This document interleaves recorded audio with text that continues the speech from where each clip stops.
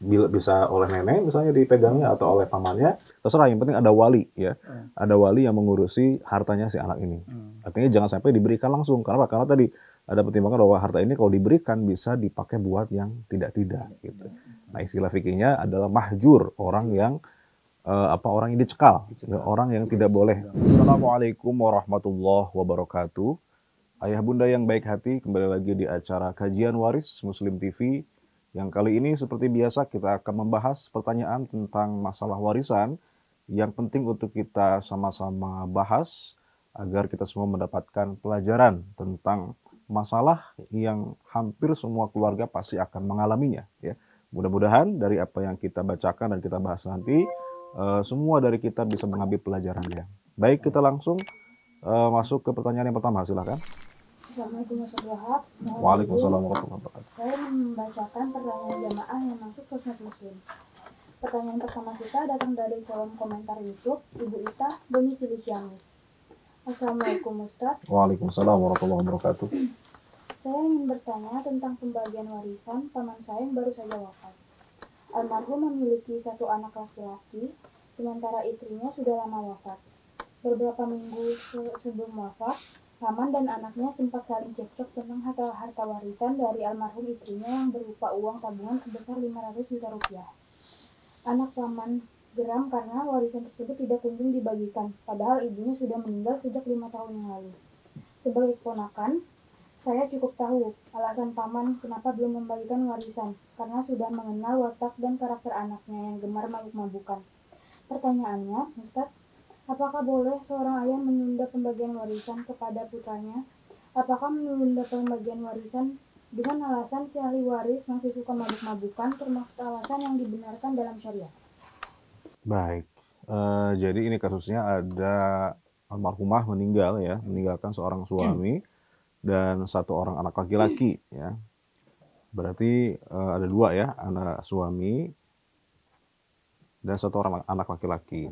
Nah, di mana ada kasus di mana suami almarhumah ya dengan anak laki-lakinya cekcok gara-gara anak ini suka mabuk ya. Akhirnya si bapak ini punya kebijakan tidak membagi warisan dari almarhumah kepada anak laki-lakinya. Kenapa? Karena pertimbangan anak ini takutnya kalau dikasih warisan malah dipakai buat mabok-mabokan. Nah, pertimbangan seperti ini boleh nggak sehingga kemudian harta waris tidak dibagi gitu ya. Ayah bunda yang dirahmati Allah, bagi waris itu harus kita laksanakan ya. Kenapa? Karena bagi waris itu adalah wasiat Allah, mandat dari Allah Subhanahu wa taala ya. Wasiyatan minallah. Allah membahasakan seperti itu dalam An-Nisa ayat 12 ya. Dalam ayat ke-11-nya Allah membahasakan yusikumullah. Allah mewasiatkan terkait pembagian waris di antara anak-anak kalian gitu ya. Maka bagi waris itu bukan soal kemudian like or dislike ya, atau misalnya bagaimana keadaan si ahli warisnya, itu tidak ada persoalan. Yang jelas ketika sudah memenuhi syaratnya, maka harta warisan itu wajib dibagi kepada ahli waris. Nah, tetapi memang karena gitu ya, ada kondisi di mana si anak ini ada kekhawatiran si bapak. Tentu bapak ini kan punya pandangan ke depan bahwa ini takutnya dipakai ya enggak. Maka ini bisa di kemudian harta warisannya itu tidak langsung diberikan kepada orang ini, kepada anaknya ini. Jadi tetap dibagi waris sebagai mandat dari Allah ya. Tetap dibagi waris ya. Karena ini adalah wasiat dari Allah Subhanahu wa taala di mana anaknya ini mendapatkan haknya yaitu asobah ya, di mana ayah atau suami itu dapatnya 1/4, maka sisanya 3/4 harta warisan dari ibunya ini adalah hak si anak gitu ya. Nah, tetapi karena ada kemudian kelakuan anak ini yang suka mabuk-mabukan tadi, maka harta warisannya atau bagian warisnya jangan diberikan ya. Terus dikemanakan harta warisan si anak ya, harta waris anak laki-laki ini ya, itu dipegang oleh wali ya. Oleh walinya, dalam hal ini berarti bapaknya masih hidup ya. oleh walinya.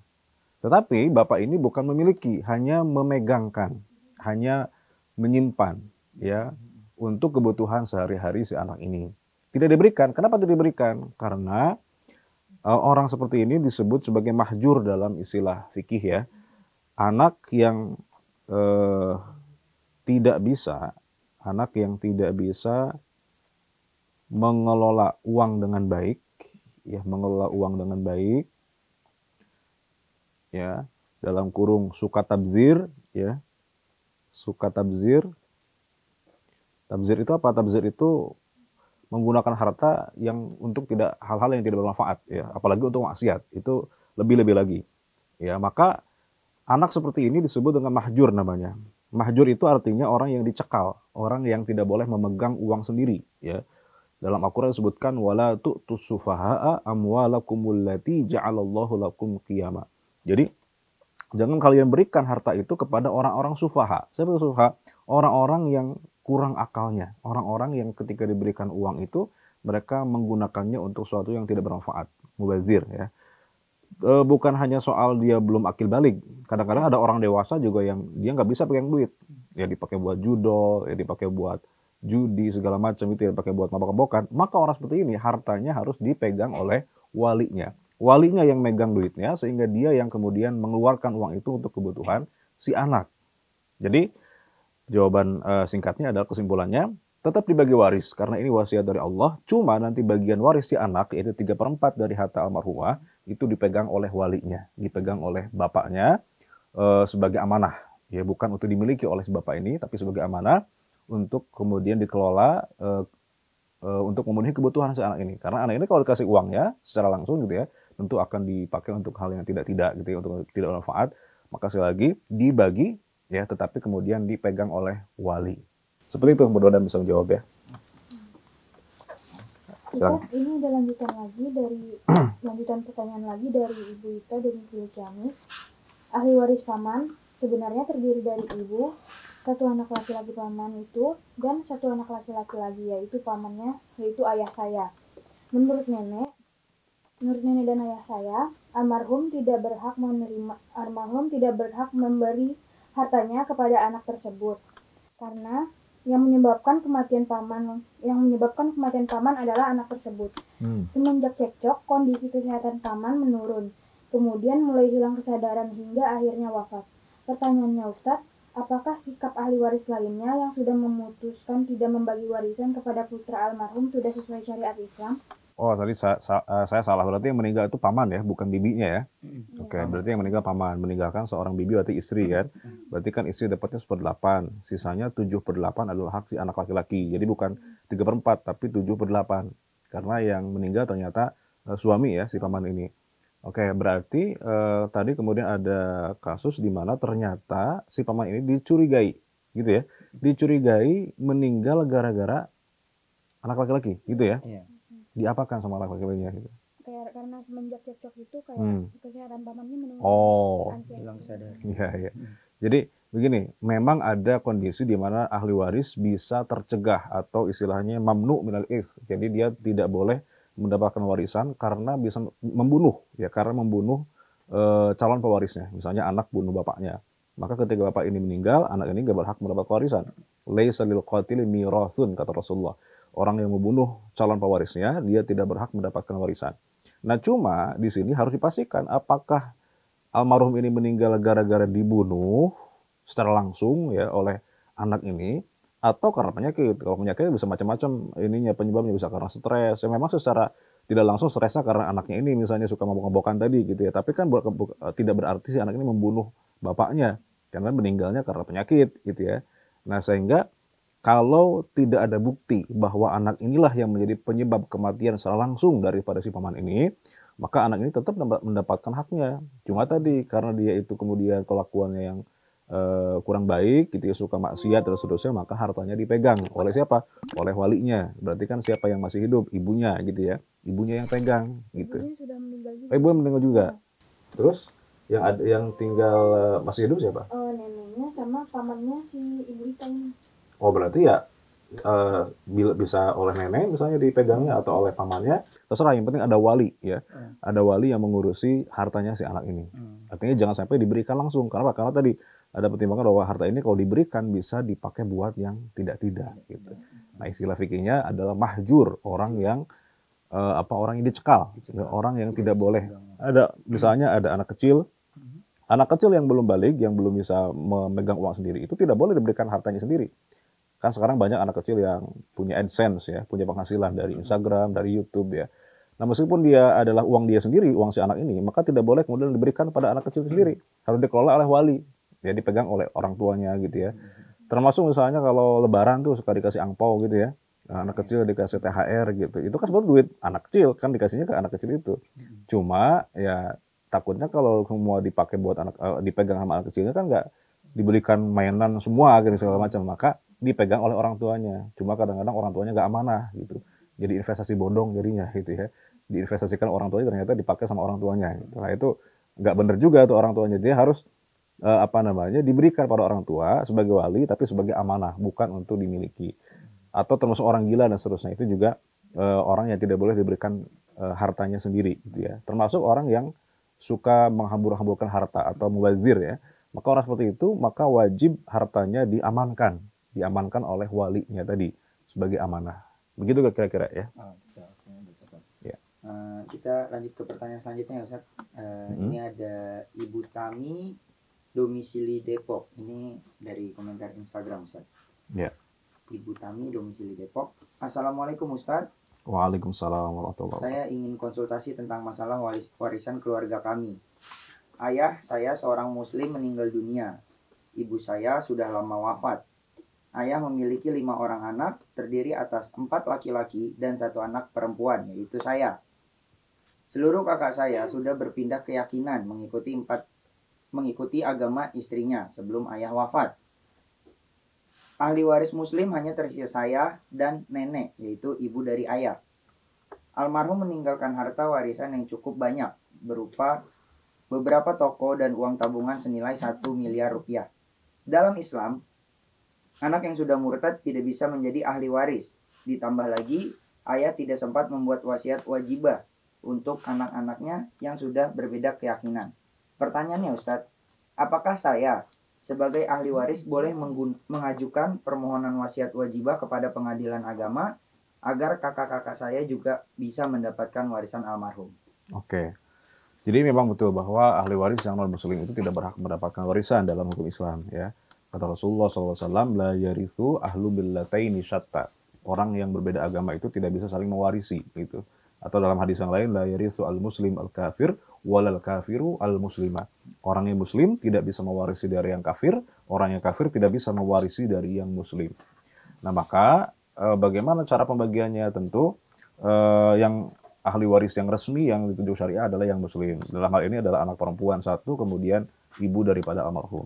Nah, adapun anak-anak yang lain, ya bagaimana supaya mendapatkan harta juga? Karena tadi misalnya ada pertimbangan, kita juga pengen supaya saudara-saudara kita dapat juga gitu. Karena kan bagaimanapun kita tetap saudara walaupun beda agama gitu. Maka bisa saja tidak perlu ke pengadilan, ya bisa saja misalnya dengan cara kita sepakat untuk membagi harta kita. Jadi ahli waris ini jatah dia kemudian diberikan, dihibahkan sebagian untuk saudara-saudara yang lain. Jadi jatuhnya nanti hibah, gitu. Bukan wasiat. Karena kalau wasiat itu kan harus dari almarhum sebelum wafat. Ya, ini almarhum tidak pernah berwasiat gitu ya. Maka jalannya adalah dengan cara ahli waris yang mendapatkan haknya, yaitu yang muslim, dia menghibahkan jatahnya kepada yang saudara yang non-muslim. Boleh. Hibah itu kan dibolehkan dan itu juga berpahala karena kan bentuk daripada hadiah ya. Kata Rasulullah SAW, tahadau tahabu, saling memberi hadiahlah kalian, maka kalian akan saling mencintai gitu. Jadi boleh, tapi dengan cara tadi hibah ya. Tidak perlu dengan wasiat, karena wasiat itu sekali lagi itu kan sebetulnya harusnya dari almarhum sebelum meninggal. Nah, ini sebelum sempat berwasiat. Maka begitu caranya ya, dengan cara memberikan istilahnya uang kerahiman gitu. Oke. Nah, Ustadz, ini masih ada lanjutannya dari Ibu Tami domisili Depok. Sayangnya, usaha saya yang ingin mengajukan permohonan wasiat wajibah ke pengadilan agama tidak mendapat restu dari nenek alias ibunda almarhum. Nenek menolak untuk membagikan warisan ayah, dikarenakan khawatir harta almarhum akan disalahgunakan untuk memurtadkan orang lain. Apakah Ya. jika ada ahli waris yang menghalangi pemberian wasiat wajibah dengan alasan khawatir harta warisannya dipakai untuk kepentingan misionaris? Iya. Jadi tadi jalannya kan hibah. Hibah itu harus dengan kerelaan si ahli waris gitu ya. Jadi kalau ada ahli waris yang nggak rela menghibahkan, ya terserah dia. Dia tidak boleh dipaksa untuk memberikan jatah dia. Apalagi ada kecurigaan misalnya dipakai buat hal yang tidak baik gitu misalnya.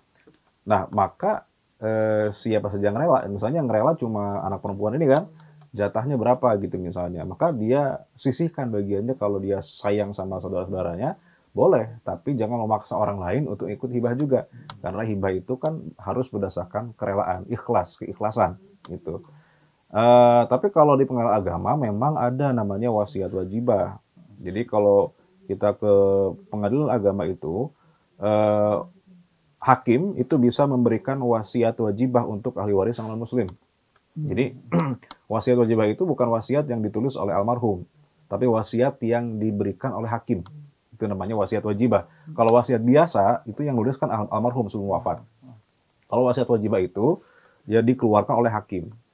Ya, dikeluarkan oleh hakim. Gitu.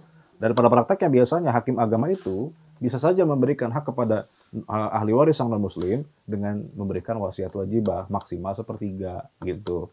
Nah, itu memang istihad yang baru ya, yang kalau kita lihat dalam fikih klasik itu tidak ada namanya wasiat wajibah. Karena wasiat itu kan harusnya diberikan oleh yang punya harta. Dalam hal ini adalah almarhum ketika masih hidup. Nah, hakim itu hanya menjalankan hukum waris sesuai dengan aturan gitu ya. Cuma memang ada istihad baru, sebagian ulama di Mesir, kemudian di Suriah itu memang ada yang menerapkan namanya wasiat wajibah. Itu orang-orang tertentu yang secara kedekatan mungkin dia punya hubungan khusus dengan almarhum, seperti anak kandung, tetapi karena hal yang lain dia nggak bisa dapat warisan, seperti karena dia non muslim atau karena ada anak angkat gitu misalnya. Tapi ini anak yang memang disayang oleh almarhum gitu. Maka hakim itu kalau di Indonesia dia bisa menggunakan wasiat wajibah. Jadi diberikan mereka itu hak, tapi tidak boleh lebih daripada sepertiga gitu. Tetapi sekali lagi ini masih kontroversial. Artinya masih banyak ulama yang tidak setuju dengan adanya wasiat wajibah ini. Kenapa? Wasiat itu hanya boleh dikeluarkan oleh orang yang punya harta, yaitu ya almarhum ketika masih hidup gitu. Jadi jalan yang paling aman adalah dengan memberikan hibah dari ahli waris yang rela untuk memberikan jatahnya kepada saudaranya yang non muslim itu. Baik gitu. Pertanyaan utama selanjutnya datang dari kolom komentar YouTube lagi nih Ustaz. Bapak Bima domisili Kalteng. Assalamualaikum Ustaz. Waalaikumsalam warahmatullahi wabarakatuh. Saya ingin bertanya tentang hal yang berkaitan dengan hibah dan warisan.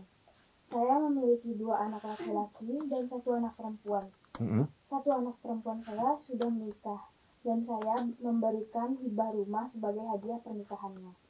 Sementara untuk kedua anak laki-laki belum saya berikan apa-apa. Sebelumnya, mohon maaf jika pertanyaan saya kurang berkenan. Jika suatu saat nanti setelah saat saya wafat, apakah rumah yang sudah saya hibahkan kepada putra saya masuk ke dalam harta warisan yang harus dibagikan, ataukah sudah menjadi hak milik putri saya? Oke. Sebelumnya, begini ya, Pak siapa tadi namanya?